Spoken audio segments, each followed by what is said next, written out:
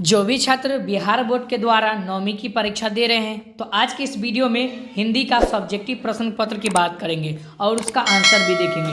जी हाँ दोस्तों, इस वीडियो को आप शुरू से अंत तक देख लेते हैं तो जी आपको बता दूं कि आप जो है ना 100 में 100% छाप कर आइएगा और काफ़ी अच्छा रिजल्ट मिलने वाला है आपको। ठीक है, तो इस वीडियो को शुरू से अंत तक देखिए और पहली बार चैनल पर विजिट कर रहे हैं तो प्लीज़ चैनल को सब्सक्राइब कर लीजिए और लाइक कर दीजिए। वीडियो को फटाफट जल्दी से जल्द लाइक कर दीजिए। चलिए हम दोस्तों मिलते हैं फिर से आगे की तरफ। ठीक है, चलिए यहाँ देखिए आ चुका है खंड ब में, यानी कि सेक्शन बी में आपको दिया रहेगा हिंदी। ठीक है, और हिंदी में जो है सबसे पहले क्या पूछता है तो हिंदी में गद्यांश पूछता है। ठीक है, जैसा कि आप सभी को पता है, अगर नहीं पता है तो कोई दिक्कत वाली बात नहीं है।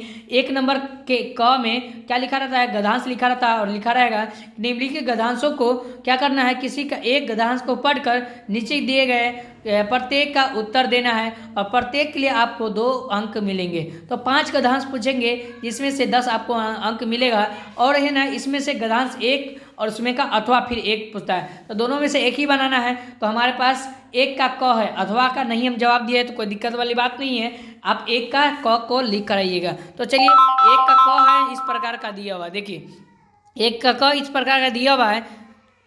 तो एक का क में पहला प्रश्न क्या रहेगा, पहला प्रश्न में रहेगा कि जंगल में किसका पेड़ था बताइए। तो इसका आंसर होगा इसका कि जंगल में ना परिजात का पेड़ था। और चैप्टर जो बात होगी गद्यांश में परिजात की ही बात होगी। ठीक है, तो आप लोग इसको आंसर छाप लीजिएगा। ठीक है, क्वेश्चन नंबर 2 में रहेगा क्या रहेगा, यानी कि एक का दूसरा पॉइंट रहेगा कि परिजात अपने आप को क्या समझता था। तो हम लोग इसका जवाब लिखेंगे फटाफट कि एकदम बिल्कुल आसान तरीके से कि परिजात अपने आप को सरताज समझता था। इसका आंसर लिख लेंगे। कॉपी कलम उठाइए और फटाफट पूरा का पूरा छाप लीजिए। ठीक है, अगर इसका PDF लेना चाहते हैं तो हमारे Telegram POINTOF study STM point of study यानी कि पॉइंट ऑफ स्टडी STM में जाकर जुड़ जाइए, सर्च कीजिएगा, वहाँ पर आएगा और वहाँ पर क्लिक करके ज्वाइन नीचे लिखा रहेगा, ज्वाइन कर दीजिएगा। चलिए तीसरा क्वेश्चन है इस प्रकार का दिया हुआ है कि परिजात अनगिनत फूलों में कब लद जाता था बताइए। तो इसका आंसर होगा कि परिजात जो है ना नन्हे नन्हे फूलों में यानी कि बहार के दिन लद जाता था। तो इसका आंसर लिख लेंगे। ठीक है, तो चलिए क्वेश्चन नंबर 4 में है ना 1 का 4 है कि तितलियां क्या करती थी। तो हम लोग आंसर इसका क्या लिखेंगे बाबू, तो इसका हम आंसर लिखेंगे कि तितलियां जो है ना वो झुंड बनाकर परिजात का श्रृंगार देखने आती और पराग साथ में ले जाती थी। ठीक है, जो पराग कण जो होता है ना, फूल में जो पराग कण होते हैं उसको चूर कर ले जाते हैं। ठीक है, तो चलिए अगला सवाल इस प्रकार का दिया हुआ यहाँ देखिए। अगला सवाल है क्वेश्चन नंबर 5 कि इस गद्यांश का उचित शीर्षक क्या दें। तो हम लोग लिखेंगे कि ये जो चैप्टर दिया गया है परिजात का सुंदर पेड़ के बारे में दिया गया है, तो इसका आंसर हो जाएगा। ठीक है, चलिए आगे देखते हैं। तो अगला सवाल इस प्रकार का है कि बातचीत करते समय किसके चयन पर विशेष ध्यान देना चाहिए। क्वेश्चन नंबर 2 का है, गद्यांश का ही ये सवाल। ठीक है, तो ये सवाल गद्यांश का है, गद्यांश का पहला क्वेश्चन है। तो इसका आंसर लिखेंगे कि बातचीत करते समय शब्दों के चयन पर विशेष ध्यान देनी चाहिए। इस तरह से हम लोग आंसर लिख लेंगे। चलिए आगे बढ़ते हैं। तो क्वेश्चन नंबर 2 में रहेगा, ये 2 के 2 में कि बातचीत को सुगम एवं प्रभावशाली बनाने के लिए किस प्रकार की भाषा का प्रयोग करनी चाहिए। तो हम लोग लिखेंगे आंसर कि बातचीत सुगम एवं प्रभावशाली बनाने के लिए सदैव प्रचलित भाषा का प्रयोग करनी चाहिए। तो इसका आंसर हो जाएगा। चलिए आगे बढ़ते हैं। तो क्वेश्चन नंबर 3 का है, 2 का 3 है कि बातचीत में किनका आदान प्रदान होता है। तो हम लोग लिखेंगे कि बातचीत में विचार और व्यक्तित्व का आदान प्रदान होता है। चलिए आगे बढ़ते हैं। तो क्वेश्चन नंबर 4 में कैसी भाषा के प्रयोग से बचना चाहिए। ठीक है, तो कैसी भाषा के प्रयोग से बचना चाहिए। तो हम लोग लिखेंगे आंसर सीधे उत्तर देख लिखेंगे कि साहित्य एवं क्लिष्ट भाषा से हमें प्रयोग के बचनी चाहिए। तो इस तरह से हम लोग आंसर लिख लें, प्रयोग से हमें बचनी चाहिए। तो अगला है विद्यार्थियों के व्यक्तित्व पर कौन अपनी छाप छोड़ लेते हैं। तो इसका आंसर कहेंगे कि शिक्षा अपने व्यक्तित्व शैली बोलचाल और हाव भाव से विद्यार्थी के व्यक्तित्व पर अपनी छाप छोड़ देते हैं। शिक्षा एक ऐसी नीति है जो काफ़ी बच्चों को अपने यहाँ ही रहकर इंसान को बड़ा पोस्ट पर पहुँचा दिया जाता है। ठीक है, तो क्वेश्चन नंबर 3 में रहेगा, क्या लिखा रहेगा कि जो निम्नलिखित शब्दों में किसी एक विषय पर क्या करना है, 200 से लेकर 250 वर्ड तक निबंध लिखना है। क्या लिखना है? निबंध। सबसे पहला में रहेगा कि मित्रता, दूसरा में समय का महत्व, और इसका तीसरा में रहेगा कि वसंत ऋतु, दुर्गा पूजा चौथा में, और उसके बाद देश रत्न डॉक्टर राजेंद्र प्रसाद के बारे में। तो देखिए इसमें से हम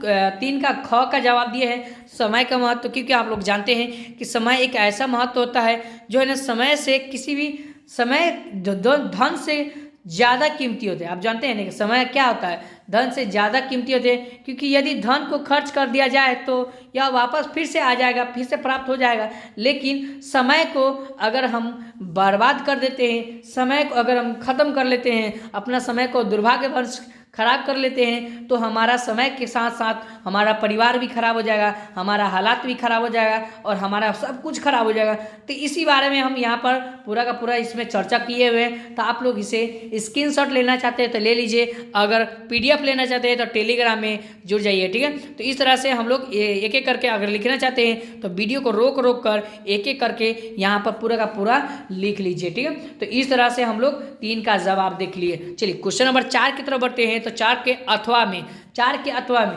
पहला में जो है ना शिक्षा पर एक निबंध के जैसा लिखना है, और 4 के अथवा में कोरोना महामारी के बारे में 2 मित्र से क्या है, संवाद लिखना है, यानी कि बातचीत करना है।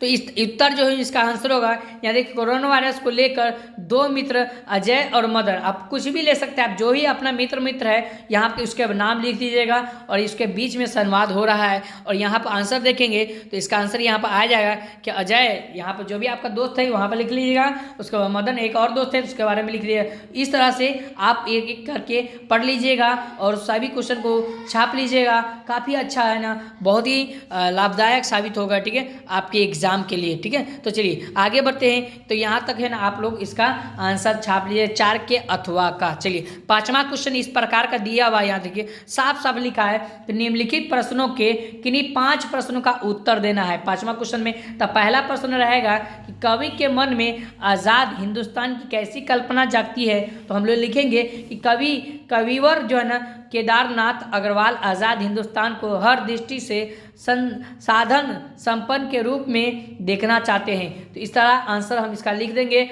और यहाँ तक इसका हमारा आंसर है। इसको एक एक करके पढ़ लीजिए और फटाफट वीडियो को लाइक कर दीजिए बाबू मेरे, क्योंकि बहुत ही समय लगता है आपके लिए मैं जो भी बना रहा हूँ। क्वेश्चन नंबर 2 यानी कि 5 के 2 में रहेगा, रवि की सवारी निकलने के पश्चात प्रकृति उसका स्वागत किस प्रकार करती है। तो इसका आंसर लिखेंगे कि महाकवि बचपन से अपने कवि के प्रकृति चित्रण का अनोखा रूप से गढ़ा है। जब रवि को सवारी निकल रही है उसका सजीव चित्र करते हुए यहाँ पर इस तरह से आप लोग लिख लीजिएगा, क्योंकि है ना अगर मैं पढ़ूंगा तो बहुत ही ज़्यादा लंबा वीडियो बन जाएगा। तो इसलिए आप लोग से रिक्वेस्ट है कि आप लोग एक एक करके छाप लीजिएगा, ठीक है। चलिए आगे देखिए, मधुबनी चित्रकला के कितने रूप प्रचलित है। तो हम लिखेंगे कि मधुबनी चित्रकला के 3 रूप प्रचलित है। पहला भूमि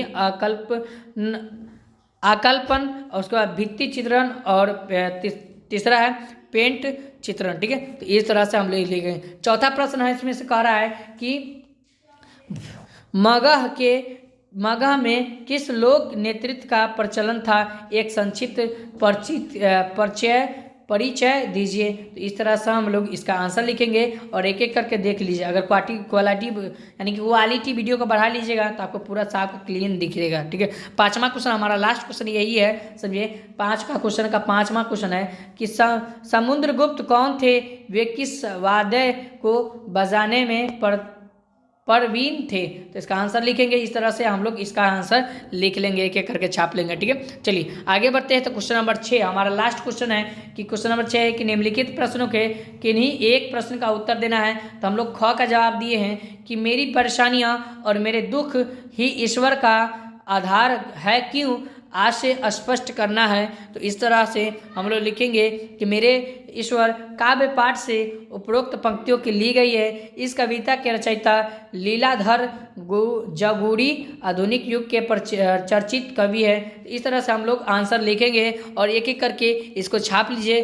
काफ़ी शानदार होने वाला है। तो आपको मैं बता दूं कि अगर ऑब्जेक्टिव नहीं देखे हैं तो डिस्क्रिप्शन बॉक्स में उसका लिंक दिया गया है, या वीडियो के ऑल पर क्लिक करके वहाँ पर इसका ऑब्जेक्टिव हिंदी का देख सकते हैं। तो चलिए दोस्तों, फिर मिलते हैं नेक्स्ट वीडियो में। इसके बाद अगर आपका जो भी विषय है अगर हम कमेंट कीजिएगा तो उसका भी बना देंगे। तो ठीक है, फिर मिलते हैं नेक्स्ट वीडियो में। तब तक के लिए आप सभी का एक बार फिर से धन्यवाद।